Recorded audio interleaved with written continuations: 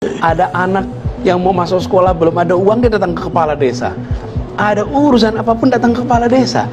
Dan kepala desa ini kalau dia memimpin, ya kelihatan betul dekat, Bang. Nggak bisa pakai citra lagi, memang citranya faktanya gitu. Wong rakyatnya berada di situ. Saya melihat peran kepala desa itu kunci untuk memajukan desa. Lalu berikan kewenangan yang cukup, dana desa yang diberikan kepada desa ini, mereka menunjukkan kebutuhan peningkatan. Kita harus tingkatkan dana desa itu. Dan keleluasaan pengeluarannya. Selama ini seringkali pengeluarannya sudah diatur semua dari Jakarta. Sehingga yang disebut sebagai pengeluaran-pengeluaran wajib untuk sebuah desa, itu diatur semua oleh kita. Lalu mereka tinggal menjalankan aja. Dan karena mereka meleset, ada satu hal yang selalu mengkhawatirkan bagi mereka, kriminalisasi. Salah sedikit, kriminalisasi. Nggak nurut sedikit, kriminalisasi. Ini udah harus dilindungi, Bang, mereka dari situ. Jadi saya melihat, Bang, pembangunan di desa ini adalah pembangunan yang menghormati otonomi desa, berikan keleluasan kepada kepala desa, lalu ada mekanisme pengawasan yang benar, mekanisme pengawasan yang baik. Nah, itu satu ya, tentang kepala desanya. Yang kedua, apa yang dihasilkan desanya?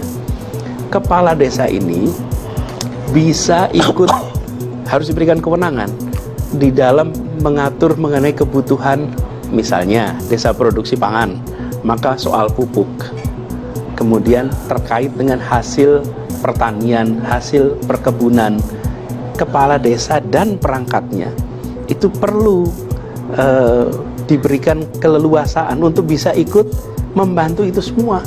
Hari ini kepala desa tidak bisa melakukan itu semua, dan ini yang harus diberikan. Jadi saya melihat bila kepala desa bisa mengelola sumber daya dengan baik, itu akan membuat desa berubah.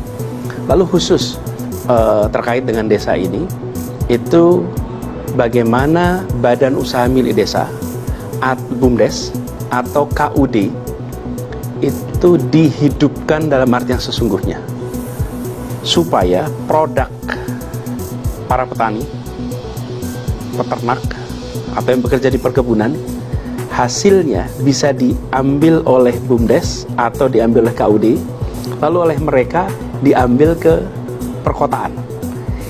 Ini harus tumbuh, Bang. Tapi kalau ini tidak ada, maka hidup di situ berbagai macam tengkulak. Mereka lah yang akan datang ke petani, mereka datang ke peternak, mereka datang ke yang berkebun, mereka yang mengambil produknya. Kenapa?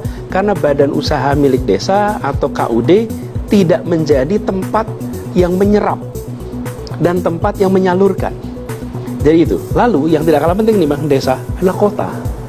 Bagaimanapun juga, kota adalah penggerak perekonomian.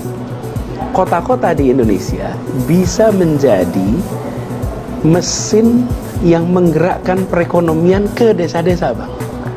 Nah, hari ini ketersambungan antara kota dan desa ini belum terjadi dengan baik. Kami pernah melakukannya, Bang, di Jakarta. Sebagai contoh nih, Bang, kami di Jakarta ini kan 99% pangan dari luar Jakarta, bukan? Iyalah. Kita nggak ada sawah di sini. Iya. Apapun lah yang kita ada di meja itu semuanya dari desa. Apa yang dikerjakan oleh pemerintah kota Jakarta? Kita langsung membangun kerjasama dengan Gapoktan, gabungan kelompok tani, membuat kontrak dengan mereka, memberi produk mereka selama 5 tahun misalnya. Itu kita akan lakukan. Ada dengan Cilacap, Sragen, dengan Sumatera Barat, dengan Sulawesi Selatan, banyak tempat itu. Dengan cara seperti itu, kota menyerap produk mereka lewat badan usahanya atau lewat koperasinya. Dan mereka pun punya pasar. Nah, ini bisa kita lakukan di kota-kota di seluruh Indonesia, tidak hanya Jakarta.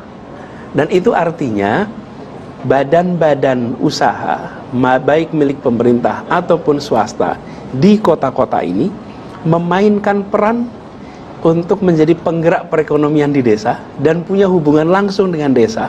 Dan dari pengalaman kami, kepala-kepala desa itu sangat instrumental.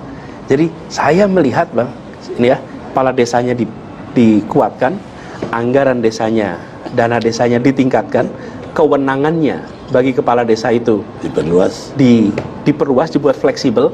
Mereka tentu harus ada mekanisme pengawasan dan mereka diberikan kesempatan untuk memainkan peran yang lebih besar di dalam menggerakkan perekonomian bersambung dengan kota.